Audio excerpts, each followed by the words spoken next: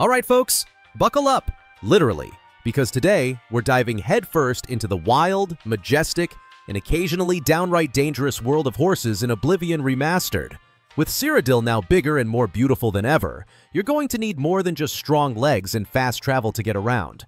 And let's be honest, no one wants to jog their way across Tamriel when you could be galloping in style, right?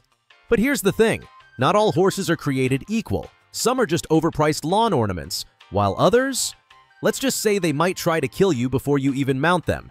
In this video, we're breaking down the absolute best horses you can ride in Oblivion Remastered, ranking them from leave it in the stables to ride or die. We'll let you know which ones are worth your hard-earned septums, which ones deserve to be turned into armor polish, and which trusty steeds will carry you into your next epic quest like the true hero you are. So grab a sweet roll, saddle up, and let's find out which horse is going to be your ultimate travel buddy in the vast world of Tamriel. I'm quickly moving on to the video. Before we start, if you enjoy these types of list videos, don't forget to like the video and subscribe. Enjoy watching. Oh, the unicorn! You would think a creature so majestic and rare would be the ultimate prize in the Elder Scrolls IV Oblivion Remastered, right? I mean, it is fast, has killer stats, and just looks incredible. It lives up in Harcane Grove, which is this quiet little spot north of Breville, protected by some serious muscle, minotaurs. So if you are planning to steal this thing, be ready for a fight. And when I say steal, I mean it. You are not taming it. You are straight up taking it from its magical meadow home. But here's the catch. The unicorn absolutely hates weapons. I am not exaggerating. The moment you draw a sword, or even just look like you are getting ready for a fight, this thing turns on you faster than you can say run. It is hostile to anyone wielding a weapon, including you. Yes, the person who just rescued it from a minotaur-infested grove. So, picture this. You mount your new, glorious unicorn, ride into town like a hero, and then immediately get gored because someone nearby unsheathed the dagger. Not exactly the dream horse experience. To make things worse, once you ride the unicorn, it becomes your primary horse. That means every time you fast travel or call for your mount, it is this psychotic beauty that shows up. Sure, it is fast, speed 34 is nothing to laugh at, and its attack and health stats are crazy good. But what is the point if it tries to murder every armed non-player character around you? Let's be honest, the unicorn is a flex more than a functional choice. It is the "I stole this and survived" trophy. Just do not expect to use it on your next quest unless your goal is total chaos. Alright, so let us talk about the paint horse in Oblivion Remastered. This is probably the first horse you are going to get your hands on, mainly because it is super cheap. For just 500 gold, you can pick one up from Petrine at Wild Eye Stables in Bruma, or from Catface at the Five Rider Stables in Leowyn. And honestly, for that price, it is not a bad deal at all. It is the kind of horse that says, "Hey, I am not fancy, but I will get you from point A to point B without falling apart." And sometimes, that is all you need. Now, let us get into the stats. The paint horse comes with 28 speed, 10 attack, and 300 health. So here is the thing. While that health pool is decent and gives your horse a bit of tankiness, the speed stat is not going to impress anyone. You are definitely not winning any races across the Gold Coast. In a world like Cyrodiil, where you often just want to ride fast and avoid getting ambushed every 5 minutes, speed kind of becomes king. And unfortunately, the paint horse is more of a trotter than a sprinter. Still, there is a charm to it. The paint horse is reliable, affordable, and it gets the job done when you are just starting out. Think of it like your first car. It might not be flashy, but it is yours, and it opens up the world. You probably will not stick with it forever, and that is okay. As soon as you save up more gold, you will want to upgrade to something faster.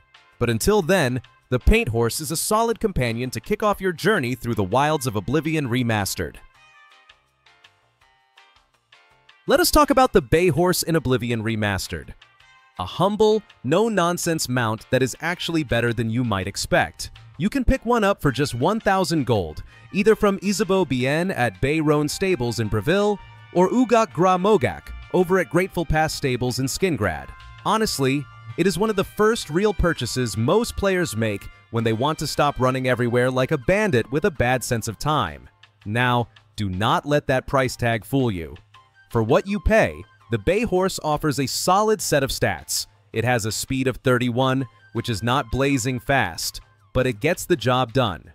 Its health sits at 250, pretty decent for a horse in this price range, and an attack of 10, so it is not completely helpless if something nasty crosses your path.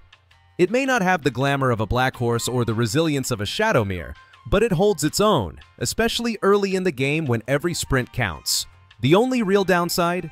That speed stat is just a bit lower than some of the flashier options, and if you are the type who wants to zoom from dungeon to dungeon like a Daedra on roller skates, you might find it a little sluggish. But for new players looking for a cheap and reliable travel buddy, the bay horse is a pretty solid choice. It might not win any races, but it will get you where you need to go, and it will not complain about the scenery along the way. Let us talk about one of the most underrated and weirdly charming horses in Oblivion Remastered, the armored Old Nag. Now do not let the name scare you off. Yes, it is literally called Old Nag. And yes, it looks like it crawled out of a retirement stable with a tin can strapped to its sides. But this horse comes with one huge advantage.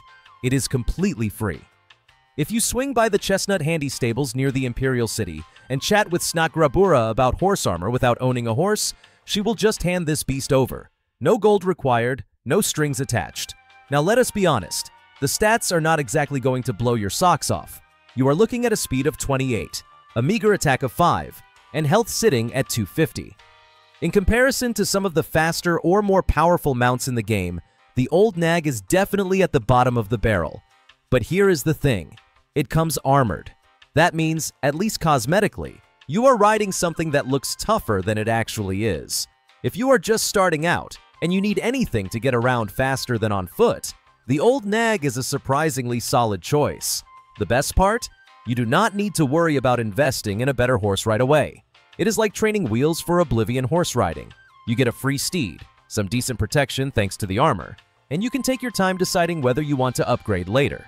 Sure, you might not feel majestic galloping through Cyrodiil on this dusty old creature, but you will definitely feel resourceful, and in a game like Oblivion Remastered, that is half the fun. If you are wandering around Coral in Oblivion Remastered and find yourself in need of a speedy companion, the Chestnut horse might just be your answer. You can pick one up from Bongond at the North Country Stables for 2,500 gold. That is a solid deal when you consider the price of some of the other options out there. Sure, it is not the fanciest mount in Cyrodiil, but for adventurers trying to stretch their gold a little further, this is a pretty smart pick. Now let us talk about performance. The Chestnut horse boasts a speed stat of 34, which is pretty impressive, right up there with the white horse.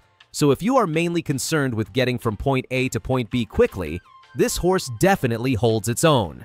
The catch, however, is in its health pool. With only 200 health, it is not exactly built for combat-heavy journeys. If you are expecting ambushes on the road, or you tend to aggro everything in a 5-mile radius, you might want to think twice. That being said, the Chestnut horse is still part of the main trio: Chestnut, White, and Black. And while the Black horse might be the tank of the group, it is also twice the price. So unless you have gold coming out of your ears, the Chestnut is a perfectly reasonable middle ground. Fast, affordable, and available early on, it gets the job done without bankrupting your character. Sometimes, that is all you really need. If you are the kind of player who wants a horse that can take a punch and still look like royalty while doing it, then let me introduce you to the White horse. This beauty is not just a pretty face, it is one of the most resilient horses you can ride in Oblivion Remastered. You can get your hands on it for 4,000 gold at the Horse Whisperer stables, from a stablemaster named Clesa in Anvil. Now I know that sounds like a decent chunk of change, but for what you are getting, it is actually a solid deal. So what exactly do you get for that price? The White horse gallops along with a speed stat of 34, which is slightly slower than the top-tier Black horse, but it makes up for that in the health department. We are talking a hefty 400 health points, which means it can take some serious punishment before it even starts thinking about going down. Combine that with an attack stat of 12, and you are looking at a steed that is not afraid to kick back when things get rough. The real charm, though, is the horse's majestic white coat. It is not just about the stats, it is about style. There is something noble about charging through Cyrodiil on a white horse, cloak flapping, enemies scattering, and you not having to worry about it dying after one arrow to the haunch. It is a more budget-friendly option compared to the Black horse, but one that still gives you power, presence, and durability. If you are playing smart and riding proud, the white horse might just be your new best companion. If you are looking to fly through the roads of Cyrodiil without joining any shady cults or spilling innocent blood, then the black horse might just be your new best friend in Oblivion Remastered. This beauty can be yours for a cool 5,000 gold from Tovas Selvani over at the Black Waterside Stables in Cheydinhal. Sure, it is a hefty price, but if you have the coin and the conscience of a saint, this is one of the best horses you can legally own. Now let us talk performance. The black horse has a top speed stat of 38, making it the fastest purchasable mount in the game. You will be breezing past bandit camps and outrunning danger like a true horse-powered hero. With 15 attack and 325 health, it is not the toughest steed around, but it can certainly hold its own if things get a little wild on the road. It is that perfect balance between swiftness and survivability, especially if you are not planning to charge into battle on horseback too often. So, is the black horse the absolute best in the game? Not quite. There are stronger options out there, especially if you are willing to join the Dark Brotherhood and dive into some morally questionable contracts. But for the honorable adventurer with a fat purse and a clean conscience, the black horse is absolutely worth the gold. Plus, let us be honest, sometimes looking stylish and riding fast is more fun than being the strongest warrior in the land. Shadowmere is not just any horse in Oblivion Remastered, it is the horse. With its sleek black coat and piercing red eyes, this dark steed practically screams, "Do not mess with me." But it is not just about the looks. Shadowmere comes with a top-tier speed stat of 38, solid attack at 20, and an impressive 500 health. It is a beast in every sense, and the best part? You do not even need to jump through ridiculous hoops to get it. Just play through the Dark Brotherhood questline until you reach the Purification, and boom, Shadowmere is yours. Now here is the real kicker. Shadowmere is technically immortal. That is right. While other horses might die in battle and leave you stranded, Shadowmere simply falls unconscious and gets back up again. This makes it perfect for all kinds of misadventures, whether you are sprinting across Cyrodiil or charging into a fight with zero planning. And if you are anything like me, you never plan your fights in Oblivion. You just run in and see what happens. What makes Shadowmere even better is that it is more than just a mount. It is a reward. It is a thank you from the game for committing to one of its most fun and dramatic questlines. The Dark Brotherhood missions are already a highlight of Oblivion Remastered, filled with intrigue, betrayal, and some truly wild moments. And when it all wraps up with a loyal nightmare of a horse, that is just perfect storytelling. So if you are looking to ride in style and dominate the roads of Cyrodiil, you know exactly which path to follow. The video ends here. See you in another video. Don't forget to subscribe.